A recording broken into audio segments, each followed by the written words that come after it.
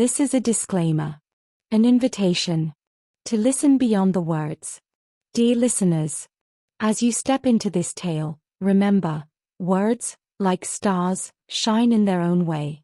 A name may sound different, a rhythm may shift, but these are not flaws, only the breath of a story made alive. Embrace the creases in the map, the quirks in the voice, the imperfect magic of storytelling. Listen with an open heart, and the journey will remain unchanged. Subscribe for future content updates and new stories. The Herb of Death. A short story of Miss Marple by Agatha Christie. Now then, Mrs. B, said Sir Henry Clithering encouragingly. Mrs. Bantry, his hostess, looked at him in cold reproof. I've told you before that I will not be called Mrs. B. It's not dignified. Scheherazade, then. And even Lesser what's her name? I never can tell a story properly, ask Arthur if you don't believe me. You're quite good at the facts, Dolly, said Colonel Bantry, but poor at the embroidery. That's just it, said Mrs. Bantry. She flapped the bulb catalogue she was holding on the table in front of her. I've been listening to you all and I don't know how you do it. He said, she said, you wondered, they thought, everyone implied. Well, I just couldn't, and there it is. And besides, I don't know anything to tell a story about. We can't believe that, Mrs. Bantry, said Dr. Lloyd. He shook his grey head in mocking disbelief. Old Miss Marple said in her gentle voice, surely, dear. Mrs. Bantry continued obstinately to shake her head. You don't know how banal my life is. What with the servants and the difficulties of getting scullery maids, and just going to town for clothes, and dentists, and Ascot, which Arthur hates, and then the garden. Ah, said Dr. Lloyd. The garden. We all know where your heart lies, Mrs. Bantry. It must be nice to have a garden, said Jane Helia, the beautiful young actress. That is, if you hadn't got to dig, or to get your hands messed up. I'm ever so fond of flowers. The garden, said Sir Henry. Can't we take that as a starting point? Come, Mrs. B. The poisoned bulb, the deadly daffodils, the herb of death. Now it's odd you're saying that, said Mrs. Bantry. You've just reminded me. Arthur, do you remember that business at Clodderham Court? You know. Old Sir Ambrose Percy. Do you remember what a courtly, charming old man we thought him? Why, of course. Yes, that was a strange business. Go ahead, Dolly. You'd better tell it, dear. Nonsense. Go ahead. Must paddle your own canoe. I did my bit just now. Mrs. Bantry drew a deep breath. She clasped her hands and her face registered complete mental anguish. She spoke rapidly and fluently. Well, there's really not much to tell. The herb of death, that's what put it into my head, though in my own mind I call it sage and onions. Sage and onions? Asked Dr. Lloyd. Mrs. Bantry nodded. That was how it happened, you see, she explained. We were staying, Arthur and I, with Sir Ambrose Percy at Clodderham Court, and one day, by mistake, though very stupidly, I've always thought, a lot of foxglove leaves were picked with the sage. The ducks for dinner that night were stuffed with it and everyone was very ill, and one poor girl, Sir Ambrose's ward, died of it. She stopped. Dear, dear, said Miss Marple, how very tragic. Wasn't it? Well, said Sir Henry, what next? There isn't any next, said Mrs. Bantry, that's all. Everyone gasped. Though warned beforehand, they had not expected quite such brevity as this. But, my dear lady, remonstrated Sir Henry, it can't be all. What you have related is a tragic occurrence, but not in any sense of the word a problem. Well, of course there's some more, said Mrs. Bantry. But if I were to tell you it, you'd know what it was. She looked defiantly round the assembly and said plaintively, I told you I couldn't dress things up and make it sound properly like a story ought to do. Aha, said Sir Henry. He sat up in his chair and adjusted an eyeglass. Really, you know, Scheherazade, this is most refreshing. Our ingenuity is challenged. I'm not so sure you haven't done it on purpose, to stimulate our curiosity. A few brisk rounds of 20 questions is indicated, I think. Miss Marple, will you begin? I'd like to know something about the cook, said Miss Marple. She must have been a very stupid woman, or else very inexperienced. She was just very stupid, said Mrs. Bantry. She cried a great deal afterwards and said the leaves had been picked and brought in to her as sage, and how was she to know? Not one who thought for herself, said Miss Marple. Probably an elderly woman and, I dare say, a very good cook. Oh, excellent, said Mrs. Bantry. Your tone, Miss Helia, said Sir Henry. Oh, you mean, to ask a question. There was a pause while Jane pondered. Finally she said helplessly, really, I don't know what to ask. Her beautiful eyes looked appealingly at Sir Henry. Why not dramatis personae, Miss Helia? He suggested smiling. Jane still looked puzzled. Characters in order of their appearance, said Sir Henry gently. Oh, yes, said Jane. That's a good idea. Mrs. Bantry began briskly to tick people off on her fingers. Sir Ambrose, Sylvia Keene, that's the girl who died. A friend of hers who was staying there, Maud Y, one of those dark ugly girls who manage to make an effort somehow. I never know how they do it. Then there was a Mr. Curl who had come down to discuss books with Sir Ambrose. You know, rare books, queer old things in Latin, all musty parchment. There was Jerry Lorimer, he was a kind of next-door neighbor. His place, Fairless, joined Sir Ambrose's estate.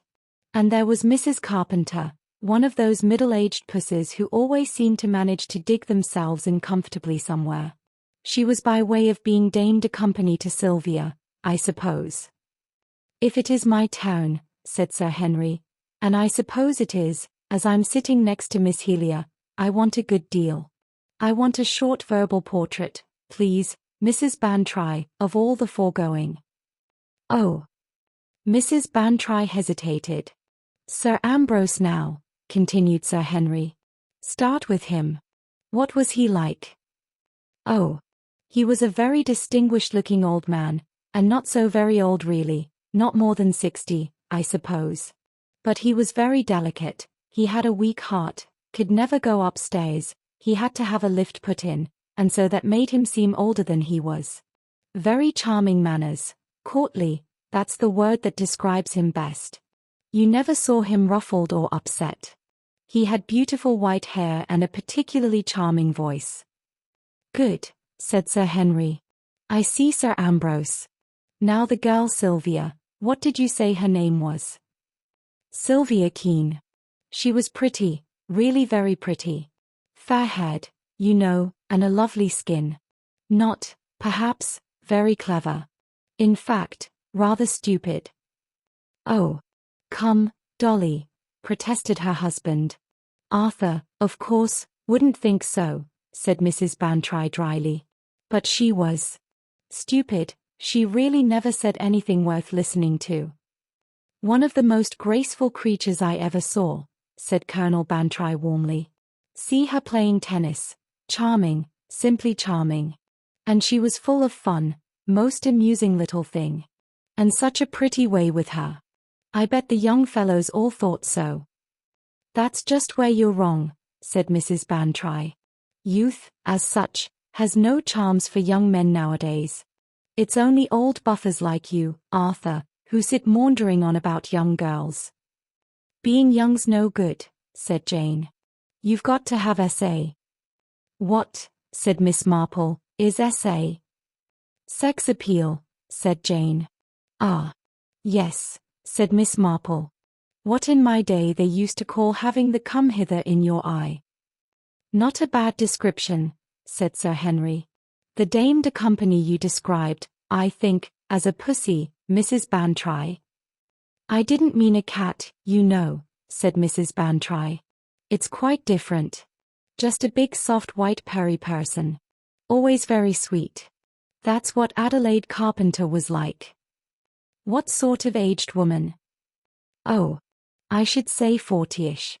She'd been there some time, ever since Sylvia was 11, I believe. A very tactful person. One of those widows left in unfortunate circumstances with plenty of aristocratic relations, but no ready cash. I didn't like her myself, but then I never do like people with very white long hands. And I don't like pussies. Mr. Kell. Oh. One of those elderly stooping men.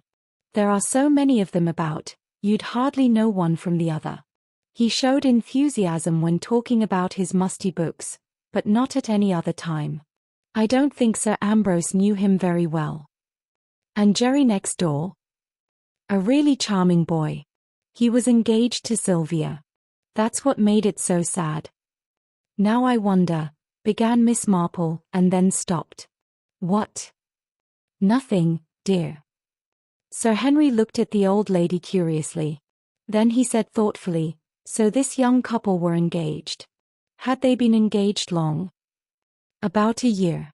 Sir Ambrose had opposed the engagement on the plea that Sylvia was too young. But after a year's engagement he had given in and the marriage was to have taken place quite soon. Ah. Had the young lady any property? Next to nothing, a bare 100 or 2 a year. No rat in that hole, Clithering, said Colonel Bantry, and laughed. It's the doctor's turn to ask a question, said Sir Henry. I stand down. My curiosity is mainly professional, said Dr. Lloyd.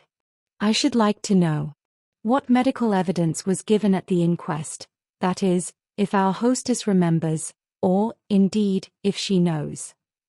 I know roughly, said Mrs. Bantry. It was poisoning by digitalin, is that right? Dr. Lloyd nodded. The active principle of the foxglove, digitalis, acts on the heart. Indeed, it is a very valuable drug in some forms of heart trouble. A very curious case altogether. I would never have believed that eating a preparation of foxglove leaves could possibly result fatally. These ideas of eating poisonous leaves and berries are very much exaggerated. Very few people realize that the vital principle, or alkaloid, has to be extracted with much care and preparation. Mrs. MacArthur sent some special bulbs round to Mrs. Toomey the other day, said Miss Marple. And Mrs. Toomey's cook mistook them for onions, and all the Toomeyers were very ill indeed. But they didn't die of it, said Dr. Lloyd. No. They didn't die of it, admitted Miss Marple. A girl I knew died of ptomaine poisoning, said Jane Helia. We must get on with investigating the crime, said Sir Henry. Crime, said Jane, startled. I thought it was an accident. If it were an accident, said Sir Henry gently, I do not think Mrs. Bantry would have told us this story. No, as I read it, this was an accident only in appearance. Behind it is something more sinister. I remember a case. Various guests in a house party were chatting after dinner. The walls were adorned with all kinds of old-fashioned weapons. Entirely as a joke, one of the party seized an ancient horse pistol and pointed it at another man, pretending to fire it. The pistol was loaded and went off, killing the man.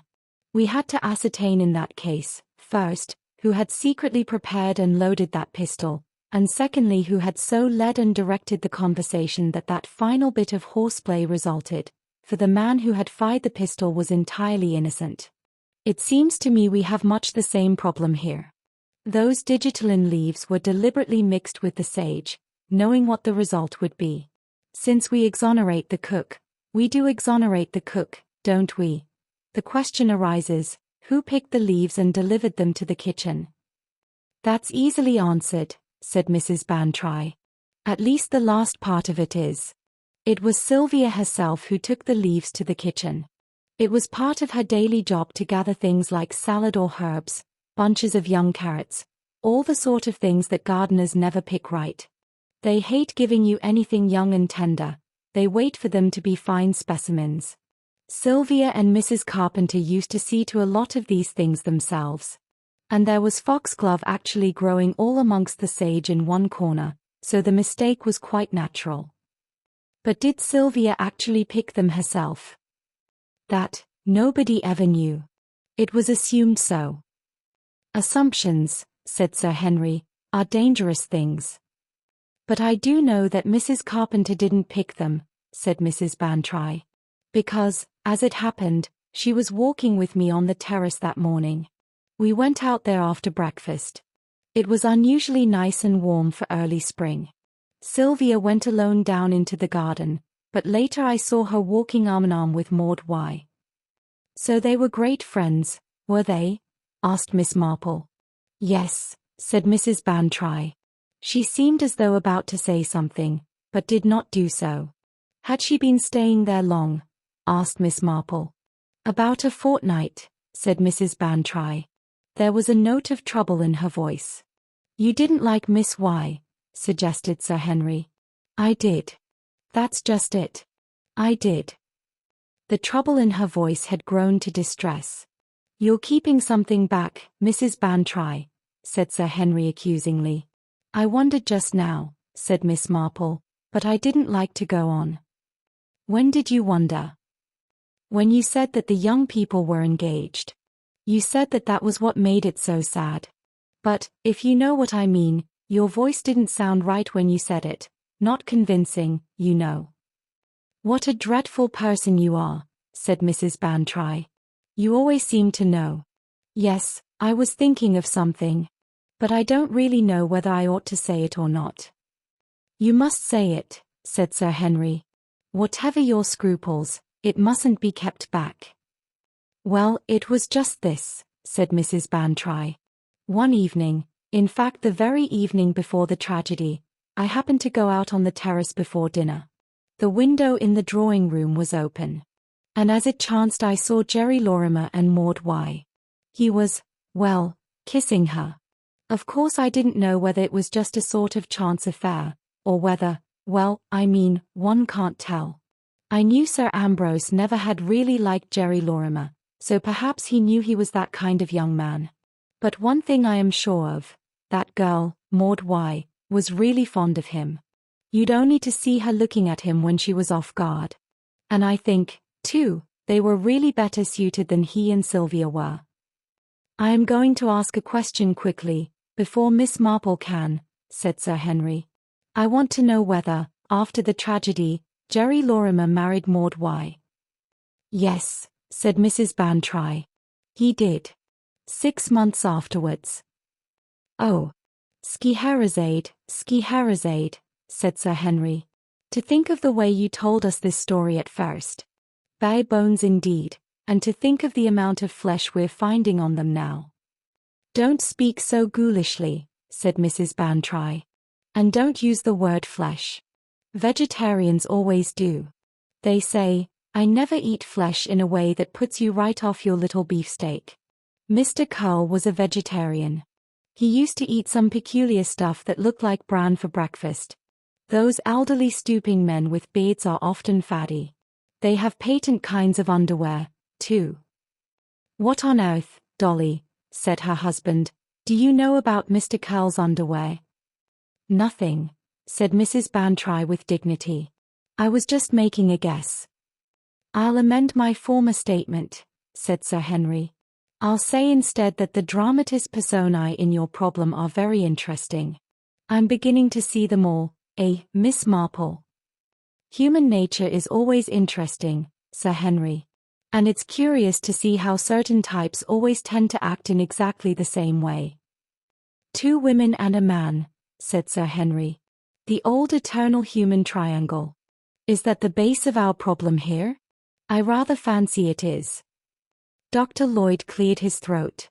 I've been thinking, he said rather diffidently. Do you say, Mrs. Bantry, that you yourself were ill? Was I not? So was Arthur. So was everyone. That's just it, everyone, said the doctor. You see what I mean? In Sir Henry's story which he told us just now, one man shot another, he didn't have to shoot the whole room full. I don't understand, said Jane. Who shot who? I'm saying that whoever planned this thing went about it very curiously, either with a blind belief in chance, or else with an absolutely reckless disregard for human life. I can hardly believe there is a man capable of deliberately poisoning 8 people with the object of removing one amongst them. I see your point, said Sir Henry, thoughtfully. I confess I ought to have thought of that. And mightn't he have poisoned himself too? Asked Jane. Was anyone absent from dinner that night? Asked Miss Marple. Mrs. Bantry shook her head. Everyone was there. Except Mr. Lorimer, I suppose, my dear. He wasn't staying in the house, was he? No, but he was dining there that evening, said Mrs. Bantry. Oh, said Miss Marple in a changed voice. That makes all the difference in the world. She frowned vexedly to herself. I've been very stupid, she murmured. Very stupid indeed. I confess your point worries me, Lloyd, said Sir Henry. How ensure that the girl, and the girl only, should get a fatal dose? You can't, said the doctor. That brings me to the point I'm going to make. Supposing the girl was not the intended victim after all. What? In all cases of food poisoning, the result is very uncertain. Several people share a dish. What happens? 1 or 2 are slightly ill, 2 more, say, are seriously indisposed, 1 dies. That's the way of it, there's no certainty anywhere. But there are cases where another factor might enter in. Digitaline is a drug that acts directly on the heart, as I've told you it's prescribed in certain cases. Now, there was one person in that house who suffered from a heart complaint. Suppose he was the victim selected? What would not be fatal to the rest would be fatal to him, or so the murderer might reasonably suppose. That the thing turned out differently is only a proof of what I was saying just now, the uncertainty and unreliability of the effects of drugs on human beings. Sir Ambrose, said Sir Henry, you think he was the person aimed at? Yes, and the girl's death was a mistake. Who got his money after he was dead? Asked Jane. A very sound question, Miss Helia. One of the first we always ask in my late profession, said Sir Henry. Sir Ambrose had a son, said Mrs. Bantry slowly. He had quarrelled with him many years previously. The boy was wild, I believe. Still, it was not in Sir Ambrose's power to disinherit him. Clodderham Court was entailed. Martin Bercy succeeded to the title and estate. There was, however, a good deal of other property that Sir Ambrose could leave as he chose, and that he left to his ward Sylvia. I know this because Sir Ambrose died less than a year after the events I am telling you of, and he had not troubled to make a new will after Sylvia's death. I think the money went to the Crown, or perhaps it was to his son as next of kin, I don't really remember. So it was only to the interest of a son who wasn't there and the girl who died herself to make away with him, said Sir Henry thoughtfully. That doesn't seem very promising. Didn't the other woman get anything? Asked Jane. The one Mrs. Bantry calls the pussy woman. She wasn't mentioned in the will, said Mrs. Bantry. Miss Marple, you're not listening, said Sir Henry. You're somewhere far away. I was thinking of old Mr. Badger, the chemist, said Miss Marple. He had a very young housekeeper, young enough to be not only his daughter, but his granddaughter. Not a word to anyone, and his family, a lot of nephews and nieces, full of expectations. And when he died, would you believe it, he'd been secretly married to her for 2 years. Of course Mr. Badger was a chemist, and a very rude, common old man as well, and Sir Ambrose Bercy was a very courtly gentleman, so Mrs. Bantry says, but for all that human nature is much the same everywhere. There was a pause. Sir Henry looked very hard at Miss Marple, who looked back at him with gently quizzical blue eyes. Jane Helia broke the silence. Was this Mrs. Carpenter good-looking? She asked. Yes, in a very quiet way. Nothing startling. She had a very sympathetic voice, said Colonel Bantry. Purring, that's what I call it, said Mrs. Bantry. Purring. You'll be called a cat yourself one of these days, Dolly. I like being a cat in my home circle, said Mrs. Bantry. I don't much like women anyway, and you know it. I like men and flowers. Excellent taste, said Sir Henry. especially in putting men first. That was tact, said Mrs. Bantry. Well, now, what about my little problem? I've been quite fair, I think. Arthur, don't you think I've been fair? Yes, my dear. I don't think there'll be any inquiry into the running by the stewards of the Jockey Club. First boy, said Mrs. Bantry, pointing a finger at Sir Henry. I'm going to be long-winded.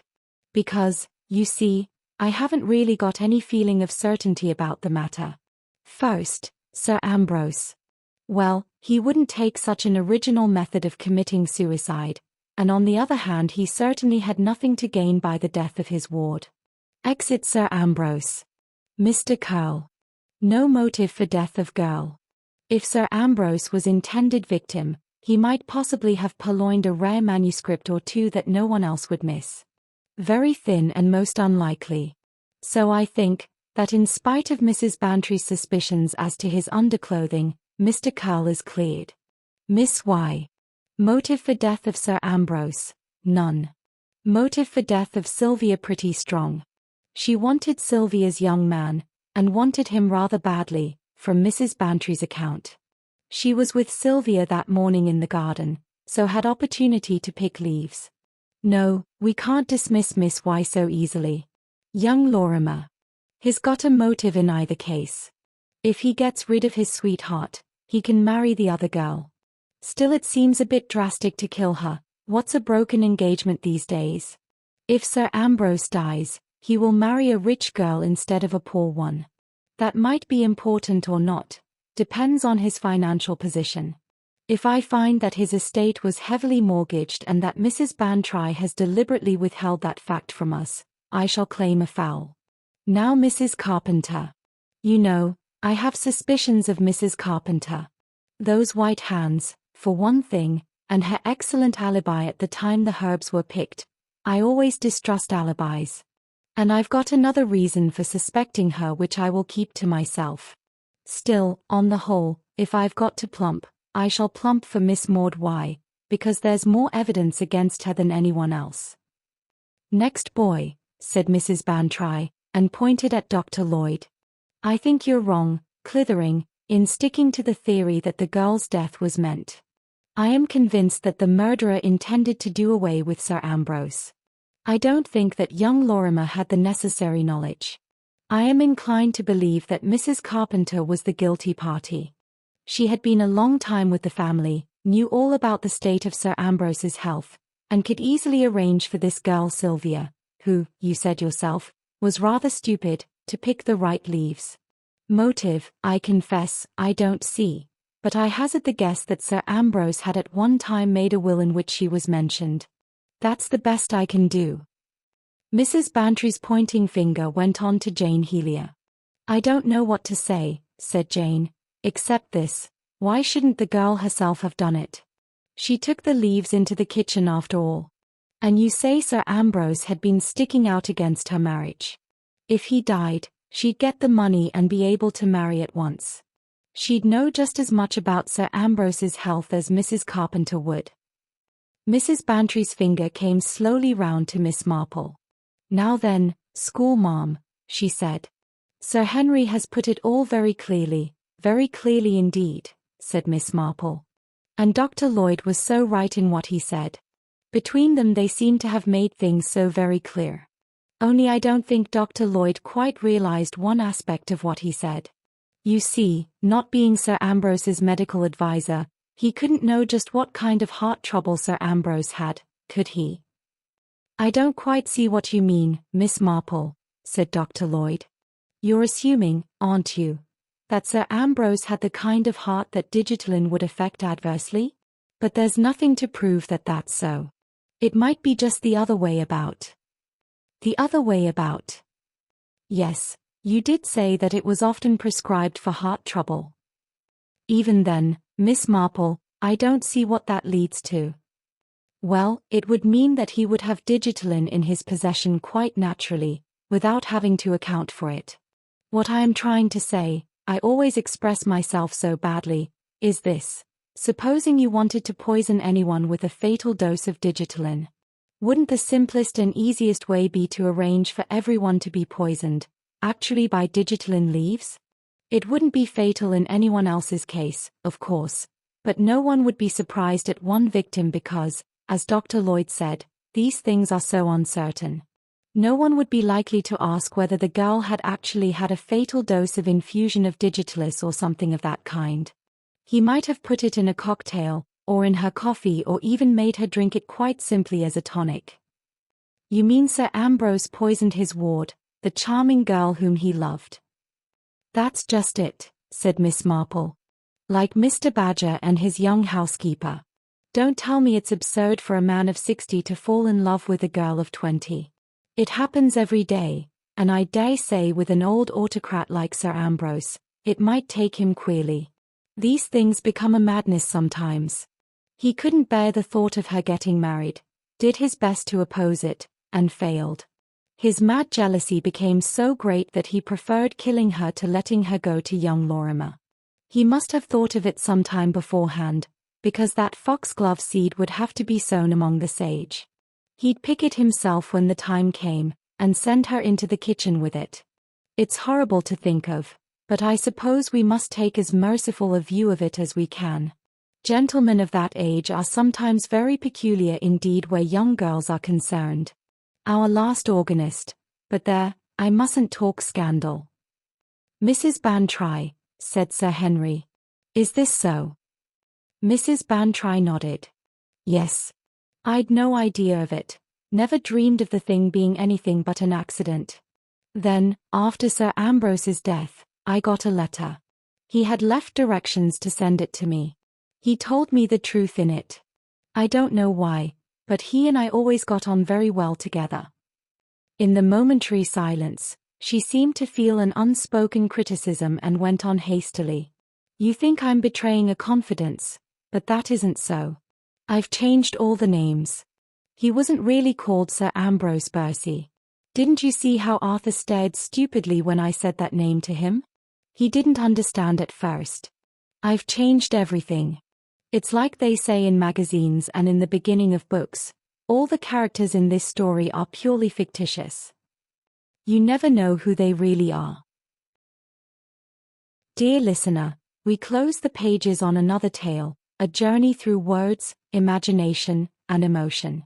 Here at the Falls Audiobook, where stories flow like a river's current, carrying you to distant worlds and uncharted depths, we thank you for joining us.